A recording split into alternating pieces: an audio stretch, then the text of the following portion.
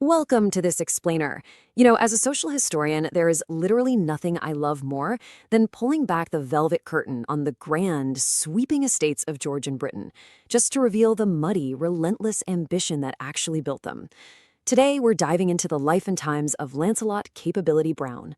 Now, you probably know him as the guy who designed the quintessential English countryside, the rolling lawns, the serene lakes. But I really want to reframe his story for us today.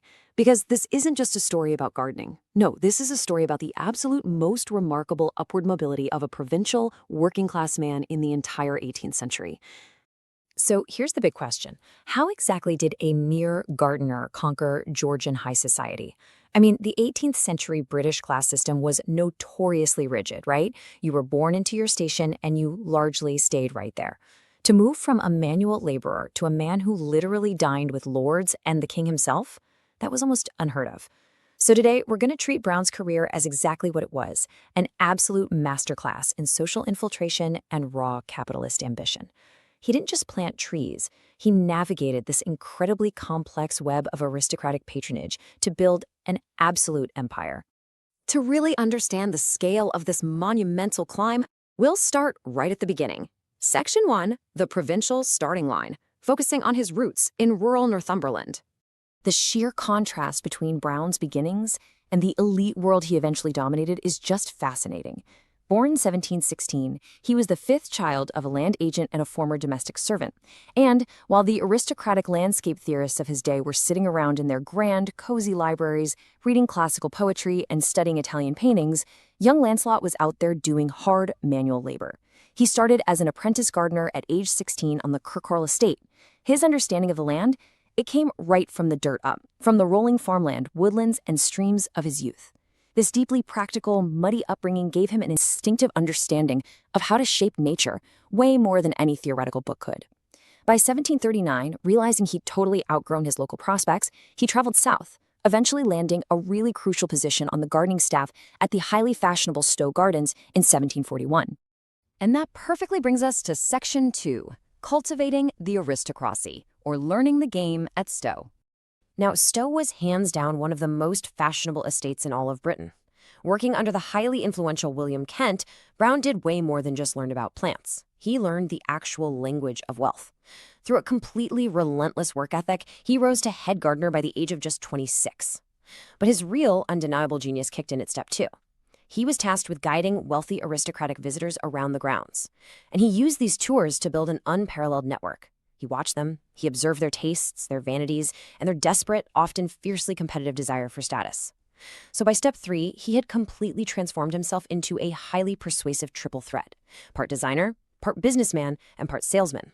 He wasn't just a laborer anymore. He had become an indispensable advisor to the elite. And his strategic mindset extended right into his personal life, too. In 1744, he married Bridget Biddy Wyatt. Now, while it was, by all accounts, a deeply devoted marriage, they had 8 children together, it was also a brilliant alliance. Biddy's family had deep connections to surveyors and engineers. This marriage perfectly complemented Brown's own practical abilities in landscaping, suddenly giving him access to the exact technical resources he was going to need to execute massive earth-moving projects later on. He was literally laying the foundation for a deeply ambitious family dynasty.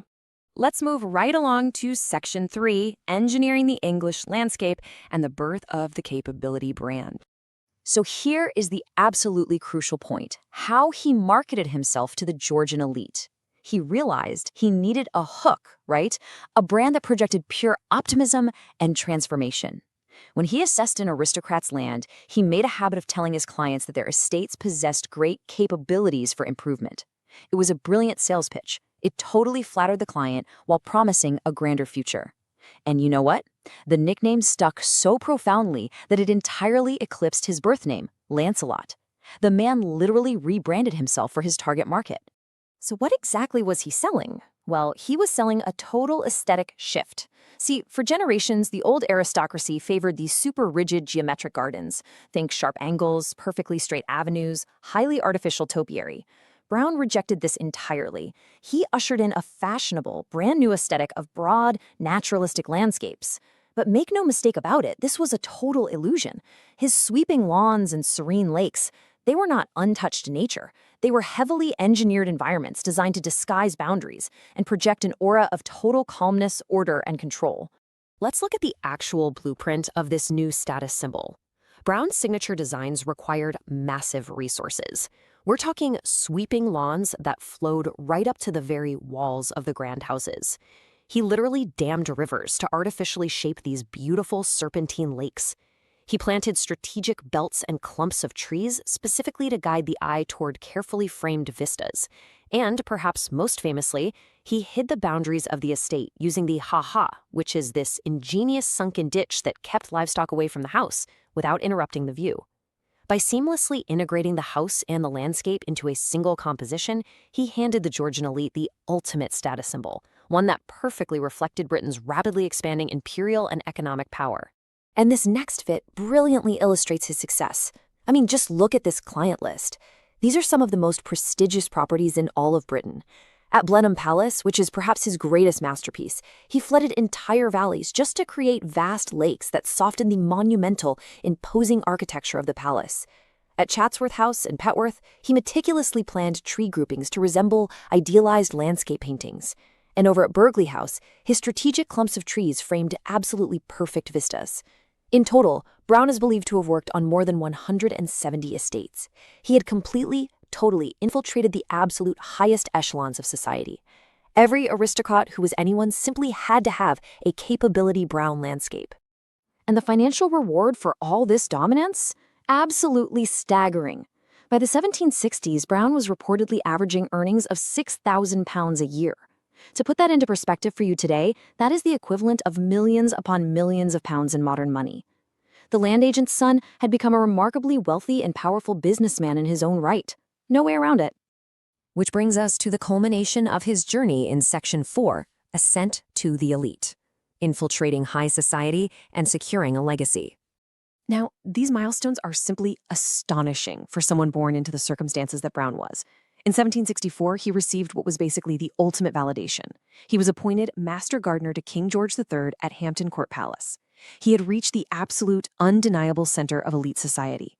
And with his vast wealth, he didn't just work on estates anymore, he bought his own. He purchased the estate of Fenstanton in Huntingdonshire, and even served as the High Sheriff of the county. But honestly, his greatest triumph of social mobility was what he secured for his children. He sent 2 of his sons to the highly exclusive Eton College. One son went on to enter Parliament, another became an admiral in the Royal Navy, and his daughter Bridget married the prominent architect Henry Holland. He had successfully and permanently altered his family's class standing for generations to come. It's just incredible. Of course, as with anything, when you dominate an industry this completely, you're gonna invite some backlash. Brown's era of supremacy definitely had its critics. Some mocked this intense fashion for improving nature, complaining that his endless expanses of uniform grass, lakes, and tree clumps were just too repetitive. They'd say that once you had seen one capability Brown estate, you'd pretty much seen them all. But look at the other side of the ledger here. His influence was undeniable. He fundamentally changed the relationship between architecture and scenery, and his design philosophy spread way, way beyond Britain, heavily influencing landscape design across Europe and America, where he was highly admired by figures like Thomas Jefferson. Brown remained relentlessly active, working almost right up until the very end. In February 1783, he collapsed and died quite suddenly in London. And, the setting of his final evening really tells you everything you need to know about his life's trajectory. He had just finished dining with Lord Coventry. He passed away as a wealthy, highly respected man, completely and firmly entrenched in the aristocratic world he had once merely served, but ultimately joined. He was buried near his very own estate at Fenstanton. At his death, he left behind one of the greatest artistic legacies in British history, but there is a really profound irony to his life's work. See, his genius was in making his highly artificial engineering look completely 100% natural. He did this so flawlessly that today, when people look at his parks, they assume they are simply looking at untouched, pristine nature. They completely forget the immense physical labor, the aggressive social maneuvering, and the exorbitant wealth that was required to build them in the first place. So I'll leave you with this final thought. The very next time you find yourself admiring the quote-unquote natural beauty of the English countryside or a grand rolling park, I want you to ask yourself, are you really looking at untouched nature? Or are you looking at the ultimate 18th century status symbol? Are you looking at the pure genius of a poor gardener from Northumberland who figured out exactly what the wealthiest people in the world desperately wanted to buy? Thank you so much for joining me for this explainer. Keep questioning the world around you, and I will see you next time.